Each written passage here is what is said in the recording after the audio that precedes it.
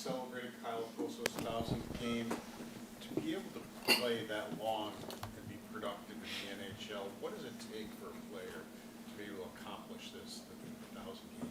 Yeah, it's a grind. The league every day's the only day you're fully healthy is the first day of training camp, really, and it's a grind after that. And to hit 1,000, you've gone through lots of downs along with ups, and had to persevere. How have you seen him handle sort of the downs part of it this season? About as well as anybody could. He comes to work every day. The next day, he rebounds quick. He rebounds the right way. Puts the work in. From the moment any disappointment happens with him, he dials right back in, and that's a pretty good quality in a guy. It's probably why he's been so effective for so long. As far as he goes, his personality, I mean, they talk about Jeff off the ice and Jeff on the ice, the guy who's talking and all that stuff. Can you kind of explain what you've seen from the two sides of Jeff, I guess? Yeah, I mean, on the ice you see that he's a competitive guy. He's feisty. He's emotional. When certain moments in a game, he can be a spark to a team. And then off of the ice, obviously, he's a guy that teammates love and migrate to and enjoy being around. So he brings a lot.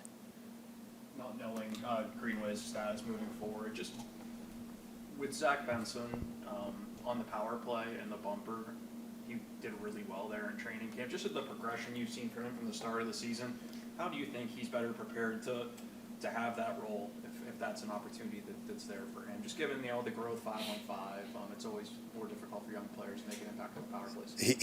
He studies everything, and then internalizes things very well. He's the type of kid. He leaves the rink today. He'd be inclined to go watch a junior game or go watch a youth hockey game, or he's obviously watches a lot of hockey on TV. So he has greater hindsight now from the start of the year where he was in that spot earlier in the year. He's not in that spot, but he's still studying it. He's watching other players that are, and details and intricacies within that. So, that's why he's playing in the NHL at 18 years old. He's a self-learner, and I'm sure he's better than the last time we saw him there. Jeff goes, you talk about how he's able to put things away and refocus. Is that the biggest factor in how he's been able to reinvent himself and come back from what we saw a few years ago and what he's become the last few years here? You know what I mean? Yeah, another guy that studies the game. He's a intelligent person. He's an intelligent player. So that intelligence has led him to evolve his game. He's known when he came in the league as a goal scorer, and he still is a goal scorer, but he's added pieces to his game every year. Every year that I've been around him and seen him, he's adding to his game, and in the form of playmaking, in the form of within the context of situations, he's just making himself. He's wiser every day, so he uses the experience of the past to find a way that it can be a benefit to him and what he needs to do, and it's been a real trait that I've seen of his, and really. Players don't stay in this league unless they evolve their game past their physical prime, and he's doing that. So that's a really good thing. And I don't mean past his physical prime, but I mean he's doing that.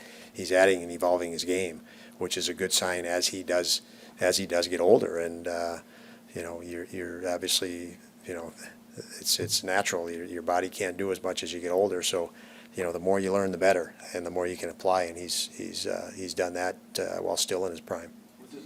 What does it mean just to have a guy like that in the room who's that old? I mean, he I think he's oldest by a wide margin and has been in the league 3-4 years longer than anyone else. Just what does it mean to have a 31-year-old to split? Well, obviously with a young group, it's a guy that guys look up to and can look up to, for various good reasons, and that's what it means. It's good for our group. It sounds like what you're saying. Does he embrace those challenges? I remember when you became head coach, one of the first things you said to us is you challenged him. You told him what what you expect and challenged him? Is he the type of player that embraces those types of things when you do challenge? He certainly has with me, every, thing that I've presented to him, he's been great. So, I've seen nothing but out of him in that regard. And let's face it, we're in a very challenging business, and specifically we're in a challenging situation. So, behind the scenes, you're challenging guys all the time, much more than you would see in this room or elsewhere. And he responds pretty good.